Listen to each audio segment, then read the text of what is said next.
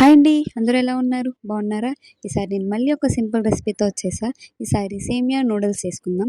ఎవరైనా ఈజీగా చేసుకునే విధంగా చెప్తా. సో, నా ఛానల్ పైన ఒక కన్నేసి ఉంచండే మర్చిపోకుండా. సో, ముందుగా ఒక కప్‌తో సేమియా తీసుకుందాం. అవి పక్కన పెట్టి ముందుగా కడాయి పెట్టుకొని కడాయిలో మనం ముందుగా కప్పుతో తీసుకున్న సేమియా అందుట్లో వేసుకుందాం. చూపించిన విధంగా గోల్డెన్ కలర్ వచ్చే వరకు ఫ్రై చేసుకుందాం.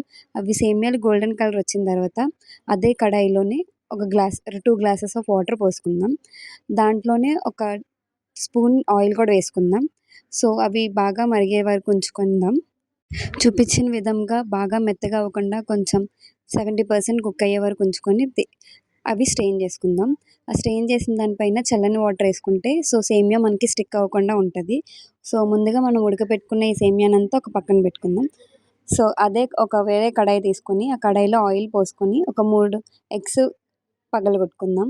దాంట్లో కొంచెం సాల్ట్, పసుపు, కొంచెం కారం వేసుకొని బాగా స్క్రంబుల్ చేసుకుందాం. ఈ స్క్రంబుల్డ్ ఎగ్స్ అన్నీ ఒక ప్లేట్‌లో తీసుకొని పక్కన పెట్టుకుందాం.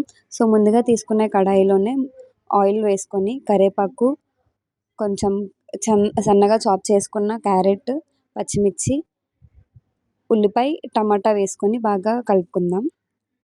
టమాటా ఇవన్నీ వేసుకొని బాగా కలుపుకుందాం. ఇవన్నీ జస్ట్ మీడియం ఫ్లేమ్‌లో పెట్టుకొని మిక్స్ చేసుకోవాలి. ఇట్లా నేను చూపించే విధంగా అన్నీ బాగా మగ్గే వరకు మిక్స్ చేసుకుంటా ఉందాం. సో, ఇవన్నీ మగ్గిపోయిన తర్వాత మనం ముందుగా ఉడకపెట్టుకున్న సేమియా అందులో వేసుకుందాం.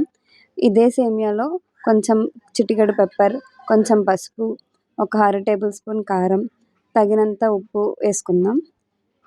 అలాగే దీంట్లో కొంచెం గరం మసాలా, కుదిరితే మనకి నచ్చితే ఫ్లేవర్‌కి నచ్చినట్టు అల్లం వెల్లిపాయ పేస్ట్ కూడా వేసుకుందాం.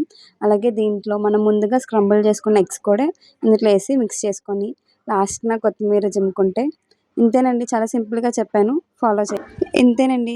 చాలా ఈజీగా అయిపోయింది కదా! సో, మీ ఇంట్లో కూడా ట్రై చేసి మీ పిల్లలకి ఈ సమ్మర్ హాలిడేస్‌లో చేసి పెట్టండి. ఫాలో చేయండి. Thank you.